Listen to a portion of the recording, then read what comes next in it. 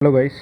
सो आज इस वीडियो में अपन देखने वाले हैं कि बीएसएनएल ने अपने पिछले दो क्वार्टर 3 एंड क्वार्टर 4 में प्रॉफिट जो करा है वो कैसे करा, उन्होंने क्या क्या स्टेप्स लिए जिससे उनका प्रॉफिट हुआ है।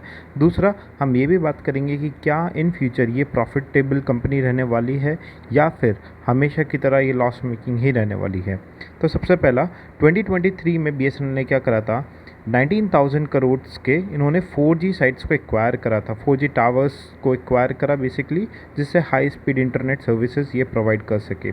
प्लस उन्होंने और क्या चीज़ करा था, उन्होंने अपने 2023 और में जब ये एक्वायर करा और जब परचेज़ करा उसके साथ उन्होंने डेडलाइन भी रखी थी कि बाय जून 2025 में वो अपना जो टारगेट है वो रीच कर लेंगे 1 लाख टावर्स का।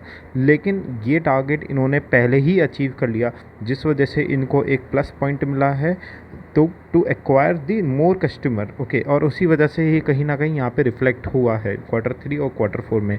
दूसरा पार्ट इन्होंने क्या करा कि सबसे अच्छी चीज़ ये हुई थी कि अगर हम यहाँ पे देख सकते हैं 2019 में 3 लाख करोड़ का बीएसएनएल को फंड दिया गया था गवर्नमेंट ऑफ इंडिया की तरफ से।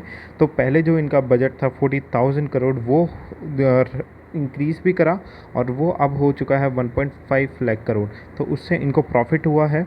ओके, और कहीं ना कहीं वो टावर्स जो इन्होंने गोल रीच करा है वो कहीं ना कहीं यहाँ से बेनिफिट हुआ है इनको। और तीसरी चीज़ और चौथी चीज़ उन्होंने क्या चीज़ करा कि सबसे पहले उन्होंने अपना कॉस्ट ऑप्टिमाइजेशन करा। ठीक है, तो कॉस्ट ऑप्टिमाइजेशन जब इन्होंने करा था तो उससे 1,800 करोड़, और जब इन्होंने अपना ऑपरेशनल एफिशिएंसी भी करा तो 766 करोड़ रुपए का इनको बेनिफिट हुआ। प्लस इन्होंने अपना ग्रोथ जिस पर्टिकुलर फील्ड में सबसे ज़्यादा करा है वो है फाइबर टू द होम।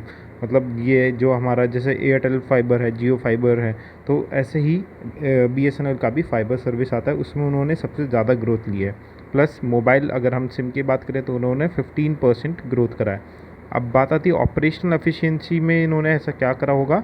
देखो, जब हम पहले सिम लेने जाते थे, अगर याद हो तो बीएसएनएल सिम में बहुत ही फिजिकल डॉक्यूमेंट्स की नेसेसिटी होती थी, लेकिन आज की डेट में सब कुछ ऑटोमेशन हो गया और कोई भी फिजिकल डॉक्यूमेंट्स की नीड नहीं होती, जिस वजह से उनका एक जो ये मोबिलिटी सर्विसेज है वहाँ पे इंक्रीज़ हुआ है।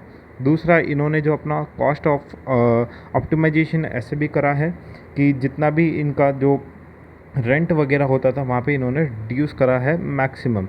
ओके, उसके अलावा देखो उन्होंने ये भी करा कस्टमर सेंट्रिक इनोवेशंस। तो उसमें क्या करा, जैसा अगर हम बात करें जियो की, तो जियो के पास है जियो टीवी, एयरटेल के पास है एयरटेल ब्लैक। ऐसे बीएसएनएल ने एक्सक्लूसिव और सबके लिए मोबाइल नेटवर्क के लिए दो चीज़ लेकर आया, BI टीवी जो फ्री एंटरटेनमेंट प्लेटफॉर्म है, और दूसरा है IF टीवी जो एक्सक्लूसिव है entertainment for the BSNL customer only. तो यहाँ से इन्होंने थोड़ा सा जो है कस्टमर को रिटेन करने के लिए ओके और बेनिफिट, एडिशनल बेनिफिट, क्योंकि प्राइवेट प्लेयर्स जो है वो एडिशनल बेनिफिट्स देते हैं जब भी वो फाइबर लगाते हैं, फिर वो चाहे OTT प्लेटफॉर्म्स हो या फिर खुद के पर्टिकुलर प्लेटफॉर्म्स हो। तो ये चीज़ उन्होंने करा। लेकिन अब जब इन्होंने प्रॉफिट करा तो उसके साथ इनको एक और प्रॉब्लम फेस करनी पड़ रही है, वो भी अप्रैल के महीने में ही जब उन्होंने प्रॉफिट करा है। वो है 1,55,000 कस्टमर्स जो हैं उनके रिड्यूस हुए। मतलब इन्होंने जो पर्टिकुलर लेट्स से 10 कस्टमर अगर उन्होंने एक्वायर करे हैं तो उन्होंने 9 कस्टमर को लूज़ भी करा है बिकॉज ऑफ वो रिटेन नहीं कर पा रहे। वो चाहे उनके कंप्लेन हो, नेटवर्क प्रोवाइडेड हो या फिर 5G सर्विसेज हो, वो अभी बीएसएनएल में नहीं है।